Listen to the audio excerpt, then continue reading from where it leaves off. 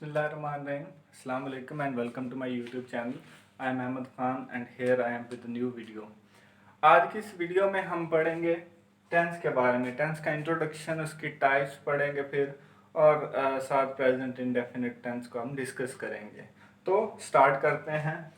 सबसे पहले टेंस क्या है? टेंस एक लैटिन वर्ड है। लैटिन वर्ड से ड्राइव किया गया वर्ड है। असल वर्ड टेम्पस। इसका मतलब होता है टाइम, पीरियड, या उर्दू में आप सिंपली इसको जमाना कह देते हैं। ठीक है जी। टेंस क्या है?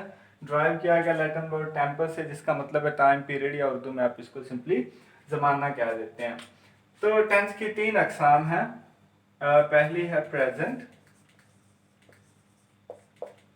Second one is past, third one is future. ठीक है, तीन अकसाम हैं। टेंस कहाँ से लिया गया? टेम्पस से। फिर इसकी टाइप्स, ये जो तीन टाइप्स हैं इनको फर्दर आगे कुछ ग्रुप्स में डिवाइड किया गया है। वो ग्रुप्स कौन से हैं? पहला है जी इंडेफिनिट,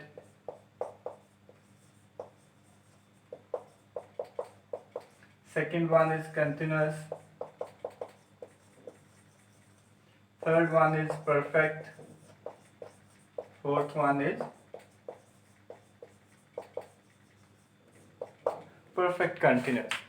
ठीक है जी। तीन अकसाम है, प्रेजेंट, पास्ट, फ्यूचर। आगे उनको डिवाइड किया गया ग्रुप्स में। प्रेजेंट होगा तो प्रेजेंट के साथ ये तीनों चारों आएंगे। Present indefinite, present continuous, present perfect और प्रेजेंट परफेक्ट कंटिन्यूअस। ठीक है। प्रेजेंट के कितने हो गए? चार tense. Past same, past indefinite, past continuous, past perfect और पास्ट परफेक्ट कंटिन्यूअस। पास्ट के कितने हो गए? पास्ट के भी चार। फ्यूचर के भी इसी तरह, future indefinite, future continuous, future perfect, future perfect continuous. Future के भी कितने? चार। तो टोटल टेंस कितने हुए? हाँ जी, टोटल टेंस हमेशा ये याद रख लें। टेंस क्या है? टेंस हमारे पास टाइम है। टाइम कभी भी 12 अकसाम का नहीं होता है। टाइम में तीन टाइप्स होते हैं, प्रेजेंट, पास्ट, फ्यूचर। 12 आगे कह लें कि उसको डिवाइड कर ग्रुप्स में डिवाइड किया गया, 12 ग्रुप्स में। टेंस कितने हैं? टेंस 3 या 12 टेंस नहीं है। ठीक है, क्लियर है ये? इसके ये कहाँ से ड्राइव किया गया और इसकी टाइप्स। पहला टेंस डिस्कस करते हैं जी, प्रेजेंट इंडेफिनिट टेंस। इसकी सिंपल उर्दू में निशानी क्या है इसकी? कैसे पता चलेगा कि ये जो फिक्रा लिखा हुआ उर्दू में ये प्रेजेंट इंडेफिनिट टेंस का है या नहीं है? इसकी सिंपल सी निशानी है कि उर्दू के फिक्रात के आखिर पे ता है, ती है, ते हैं, ताहू वगैरह आता है। मसलन मिसाल के तौर पे हम कहते हैं जी, वो पानी पीता है, या हम क्रिकेट खेलते हैं। अब देखिए उर्दू के फिक्रात के आखिर पे क्या आ रहा है? इसके ता है, इसके एंड पे ते हैं। तो ता है, ती है, ते हैं वगैरह आए तो वो कौन सा टेंस है? वो प्रेजेंट इंडेफिनिट टेंस है। ठीक है जी। अब इसको, इन फिक्रात को हम उर्दू में कैसे ट्रांसलेट करेंगे? तो ये याद रख ले, कोई भी टेंस हो, 12 अकसाम में से कोई भी टेंस हो, उसको उर्दू से इंग्लिश में ट्रांसलेट करने का फॉर्मूला ये है। कोई भी इंग्लिश सेंटेंस जो है उसका स्ट्रक्चर ये होता है, S stands for subject, V stands for verb, O stands for object। अब सब्जेक्ट क्या होता है? सब्जेक्ट कहते हैं काम करने वाले को, जो फिक्रे में काम करने वाला होता है उसे आप सब्जेक्ट कहते हैं। देखिए इस फिक्रे में काम करने वाला कौन है? वो क्या हुआ? सब्जेक्ट। इस फिक्रे में क्या है? हम क्या हुआ?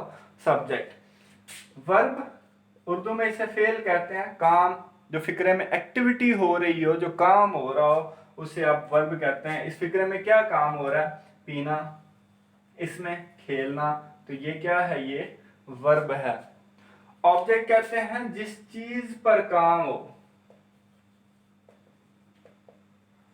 ठीक है जी। ऑब्जेक्ट जिस चीज पर काम हो उसे कहते हैं। यहाँ पे किस पे? पानी पे। हम क्रिकेट खेल रहे हैं, काम क्या जी? क्रिकेट पर काम हो रहा है, तो ये क्या हुआ, ये ऑब्जेक्ट हुआ। देखिए इंग्लिश का स्ट्रक्चर है सब्जेक्ट वर्ब ऑब्जेक्ट। उर्दू का स्ट्रक्चर देखिए, पहले सब्जेक्ट आता है, फिर ऑब्जेक्ट आता है, फिर वर्ब आता है, SOV। जबकि इंग्लिश का स्ट्रक्चर है सब्जेक्ट वर्ब और ऑब्जेक्ट। स्ट्रक्चर क्लियर है दोनों, उर्दू का और इंग्लिश का स्ट्रक्चर। वापस आते हैं प्रेजेंट इंडेफिनिट टेंस पे। प्रेजेंट इंडेफिनिट टेंस में आप वर्ब की फर्स्ट फॉर्म लगाते हैं। क्या करते हैं, सबसे पहले सब्जेक्ट को लिखेंगे जब ट्रांसलेट करेंगे, फिर सब्जेक्ट, सब्जेक्ट के बाद वर्ब की फर्स्ट फॉर्म, एंड पे आप क्या लिखेंगे, ऑब्जेक्ट लिखेंगे, फिर आपका ट्रांसलेट हो जाएगा। ये याद रखें कि अगर वर्ब की क्या लगाते हैं, हम फर्स्ट फॉर्म लगाते हैं, लेकिन अगर सब्जेक्ट की जगह पे हो ही, शी, इट या सिंगुलर नेम। सिंगुलर नेम से मुराद है वाहिद नाम, एक नाम। जैसे अली स्कूल जाता है, अली क्या है, एक नाम है। सब्जेक्ट की जगह पे हो ही, शी, इट या सिंगुलर नेम, तो आपने जो वर्ब की फर्स्ट फॉर्म लगाई है इसके साथ आप एस का या ES का इजाफा करते हैं। कब कर, ये पहली शर्त है, ये दूसरी शर्त है। ये याद रख लें, पहली शर्त पूरी होगी तो दूसरी शर्त को पूरा करना है। ठीक है, यहाँ पे ही, शीट या वाहिद नाम आएगा तो एस या इस लगेगा। अगर इनके अलावा कुछ और हुआ, मतलब I, we, you, they या प्लूरल नेम। अब देखें, ये पहली शर्त थी, हमने कहा। अब यहाँ पे तो पहली शर्त पूरी नहीं हो रही, ही शीट में से कोई वर्ड नहीं है। ये अगर इनमें से कोई वर्ड आएगा फिर आप एस या इसका इजाफा इसके साथ नहीं करेंगे। ये पहली शर्त पूरी होगी ही शीट वाली, फिर एस या इस लगाना है आपने। ठीक है जी। अब जब आपने देख लिया कि एस या इसका इजाफा होता है, तो अब देखें दोनों का इजाफा तो नहीं कर सकते, आप एक ही फिक्रे में एस बिन लगा सकते, ES बिन लगा सकते। तो दोनों में फर्क क्या है कि अगर वर्ब के एंड पे, ठीक है, आ जाए CH, SH, OX या S, पहली शर्त पूरी हो, वर्ब के एंड पे इनमें से कोई वर्ड आएगा तो आप क्या करेंगे, आप ES लगाएंगे। फॉर एग्जाम्पल अगर यहां पे आ जाए कैच, एंड पे क्या है, CH मौजूद है, तो फिर आप क्या लगाएंगे, ES लगाएंगे। अगर यहाँ पे आ जाए रन, N मौजूद है, N मौजूद नहीं है, तो फिर आप क्या करेंगे, फिर आप S लगाएंगे। इनमें से कोई वर्ड आया CH, SH, OX, S में से, तो ES। इनके अलावा कोई वर्ड आया तो आप क्या करेंगे, सिर्फ S लगाएंगे। लेकिन ये याद रखें, लगाना ES या इसका इजाफा कब करना है, जब ही, शी, इट या सिंगुलर नेम होगा तब S या इसका इजाफा करना है। अगर इनमें से कोई ना हो, यानी कि I, we, you, they plural name हो, तो फिर आप S या इसका इजाफा नहीं करेंगे। स्ट्रक्चर क्लियर है जी। एंड पे फिर आप ऑब्जेक्ट लिख देंगे और एंड पे फुल स्टॉप आ जाएगा। अब देखते हैं जी इस सेंटेंस को, वो पानी पीता है। सबसे पहले क्या लिखना है, सब्जेक्ट। सब्जेक्ट क्या है, ही। फिर क्या लिखना है जी, वर्ब। वर्ब क्या है, पीना, ड्रिंक। ऑब्जेक्ट क्या है, पानी, एंड पे ऑब्जेक्ट लिख देंगे, वाटर। ठीक है जी। अब देखें यहाँ पे हमारे पास पहली शर्त पूरी है, ही मौजूद है, पहली शर्त पूरी हुई, तो इसका मतलब है हमें या तो यहाँ पे S लगाना पड़ेगा या ES लगाना पड़ेगा, दोनों में से एक आएगा। अब क्या आएगा यहाँ पे, अब देखें इसके एंड पे क्या है, के इन 5 अल्फाज में मौजूद है, नहीं है। अगर मौजूद ना हो तो फिर आप क्या लगाते हैं, S लगाते हैं। तो फिक्रा सही कैसे होगा, ही ड्रिंक्स वाटर। हम क्रिकेट खेलते हैं, सबसे पहले क्या लिखना है, सब्जेक्ट। सब्जेक्ट क्या है, वी। ठीक है जी। फिर क्या लिखना है, वर्ब। वर्ब क्या है, खेलना, प्ले। ठीक है जी। फिर ऑब्जेक्ट। ऑब्जेक्ट क्या है, क्रिकेट, वी प्ले क्रिकेट। अब यहाँ पे देखें, एस लगेगा या ES लगेगा, जी कुछ भी नहीं लगा। क्यों नहीं लगेगा, क्योंकि हमारी पहली शर्त यहाँ पे पूरी नहीं है। हमने कहा अगर वी फिक्रे में आएगा तो आप ऐसे इसका इजाफा नहीं करेंगे। ठीक है जी, क्लियर है। सिंपल सेंटेंसेस थे, पॉजिटिव सेंटेंसेस। सबसे पहले सब्जेक्ट, वर्ब की फर्स्ट फॉर्म, एंड पे ऑब्जेक्ट, और एस या इसका इजाफा होगा अगर सब्जेक्ट की जगह पे क्या हुआ, ही, शी, इट या सिंगुलर नेम हुआ तो। प्रेजेंट इंडेफिनिट टेंस के सेंटेंसेस को नेगेटिव में कैसे आप ट्रांसलेट करते हैं, देखें सेंटेंस का स्ट्रक्चर हमने पढ़ा था, सब्जेक्ट वर्ब और ऑब्जेक्ट एंड पे फुल स्टॉप। ठीक है जी। अगर हम सब्जेक्ट के बाद हेल्पिंग वर्ब लगा दें और हेल्पिंग वर्ब के बाद नॉट लगा दें तो फिक्रा क्या आ जाएगा, फिक्रा नेगेटिव हो जाएगा, हेल्पिंग वर्ब और नॉट। अब इस प्रेजेंट इंडेफिनिट टेंस में आप हेल्पिंग वर्ब दो इस्तेमाल करते हैं, या तो आप डज लगाते हैं या डू लगाते हैं। डज आप तब लगाएंगे जब सब्जेक्ट की जगह पे होगा ही, शी, इट या सिंगुलर नेम, यानी कि वो अल्फाज जिनके साथ आप एस या इसका इजाफा करते थे। ये याद रख लें, फिक्रे में जब भी डज आएगा, प्रेजेंट इंडेफिनिट के फिक्रे में जब भी डज आएगा, फिक्रा चाहे सवालिया हो चाहे मनफी हो, आपने जो एस या ई एस का इजाफा किया होता है आप उसको खत्म कर देते हैं। कब खत्म करते हैं, जब फिक्रे में डज आएगा। ठीक है जी। डू लगाते हैं जब सब्जेक्ट की जगह पे हो आई, वी, यू, दे और प्लूरल नेम। ठीक है जी। इनके साथ क्योंकि एस एस का इजाफा करते भी नहीं थे इसलिए खत्म करने की जरूरत भी नहीं है। अगर मैं लिख दूं वो चाय पीता है, ट्रांसलेट कैसे करेंगे, सिंपल सेंटेंस है, नेगेटिव नहीं हमने लिखा। वो चाय पीता है, सब्जेक्ट क्या है, ही। चाय पीने के लिए आप टेक का वर्ड यूज करते हैं, ही टेक्स, ही के साथ आप ऐसे इसका इजाफा करेंगे, ही टेक्स टी। अब इस फिक्रे को नेगेटिव में करना, वो चाय नहीं पीता है, तो क्या करेंगे, सबसे पहले सब्जेक्ट लिखेंगे ही, फिर क्या लिखेंगे, हेल्पिंग वर्ब। हेल्पिंग वर्ब किसके मुताबिक होगा, सब्जेक्ट के मुताबिक होगा। अब यहाँ पे देखिए ही है तो ही के साथ आप हेल्पिंग वर्ब क्या लगाते हैं, डज। ही डज प्लस क्या आएगा, नॉट, प्लस वर्ब, वर्ब क्या था, टेक्स, एंड पे ऑब्जेक्ट टी, एंड पे फुल स्टॉप। अब हमने ये भी कहा था कि जब फिक्रे में डज आएगा तो आपने जो एस या इसका इजाफा किया होता है इसको आप क्या कर देते हैं, इसको आप खत्म कर देते हैं। तो डज आ गया यहाँ पे, तो ये जो आपने एस का इजाफा किया था आप इसको क्या कर देंगे, खत्म कर देंगे। तो फिक्रा क्या बनेगा, he does not take T. S या इसके इजाफे को कब खत्म करना है, जब फिक्रे में डज आएगा, चाहे सवालिया हो चाहे मनफी हो। ठीक है जी। एक और, हम क्रिकेट नहीं खेलते हैं। ठीक है, सबसे पहले क्या लिखेंगे, सब्जेक्ट वी, फिर हेल्पिंग वर्ब, वी के साथ हेल्पिंग वर्ब क्या आता है, do, plus not, we do not, फिर क्या वर्ब, वर्ब क्या है, खेलना, we do not play, end पे ऑब्जेक्ट, ऑब्जेक्ट क्या है, cricket, we do not play cricket, end पे फुल स्टॉप। ये है नेगेटिव सेंटेंसेस। सबसे पहले सब्जेक्ट, फिर helping verb plus not. Helping verb किसके मुताबिक लगाएंगे, सब्जेक्ट के मुताबिक लगाएंगे। Subject, helping verb plus not plus verb plus object और एंड पे फुल स्टॉप आएगा। नेक्स्ट है प्रेजेंट इंडेफिनिट टेंस के सवालिया फिक्रात यानी के इंट्रोगेटिव सेंटेंसेस।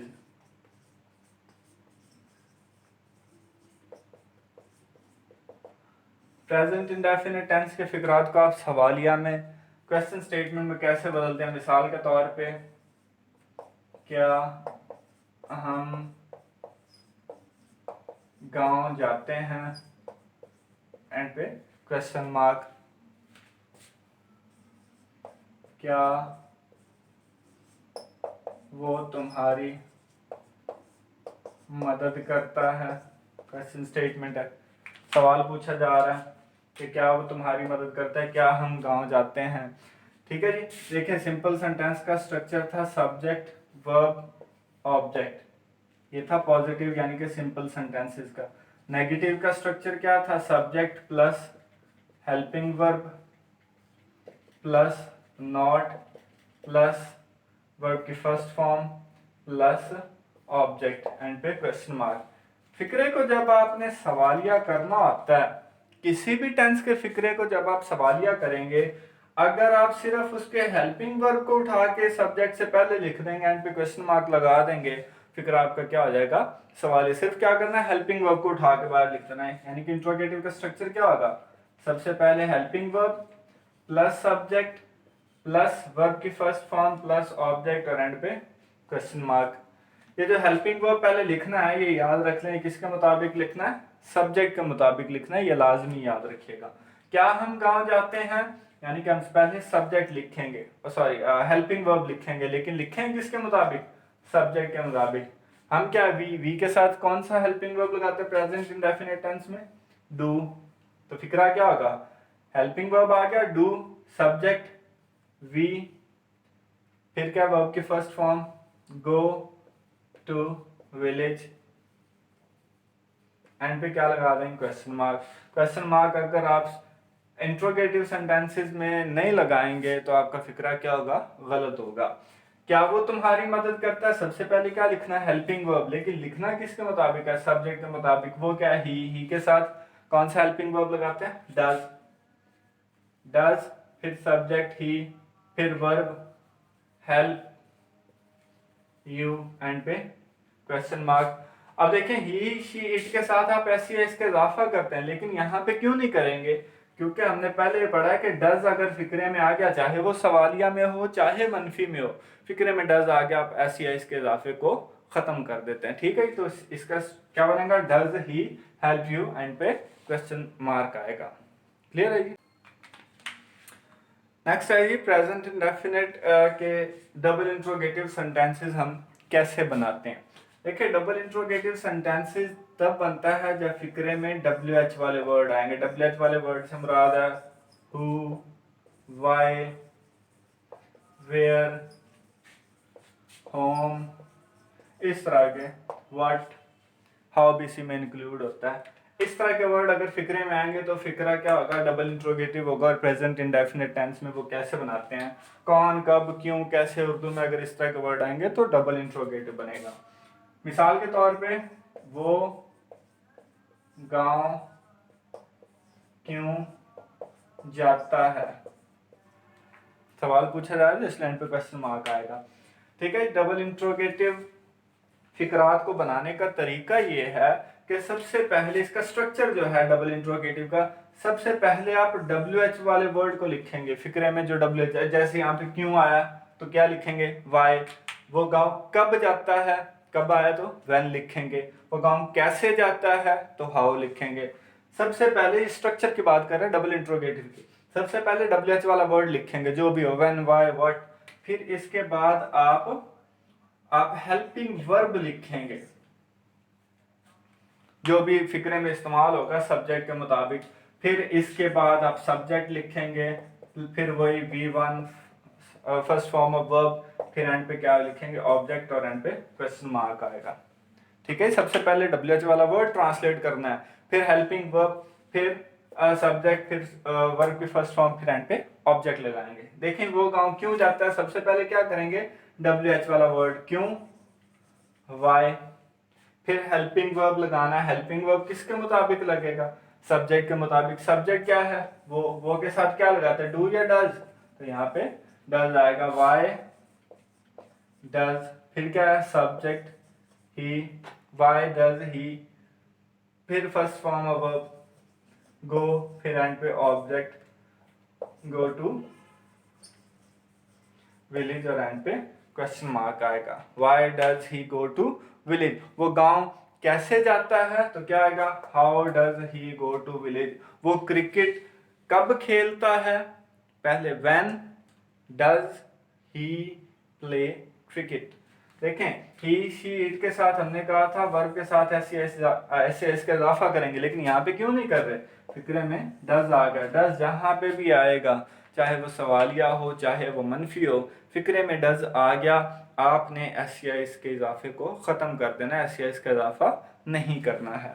ठीक है जी, तो ये है डबल इंट्रोगेटिव। इसको डबल इंट्रोगेटिव क्यों कहता है, देखें एक तो WH वाला वर्ड इसको सवालिया बनाता है, दूसरा हेल्पिंग वर्ब भी स्टार्ट में आ गया, हेल्पिंग वर्ब भी आएगा तो क्या होगा, इंट्रोगेटिव। ये दोनों मिलके इसको क्या करते हैं, डबल इंट्रोगेटिव में ट्रांसलेट कर देते हैं।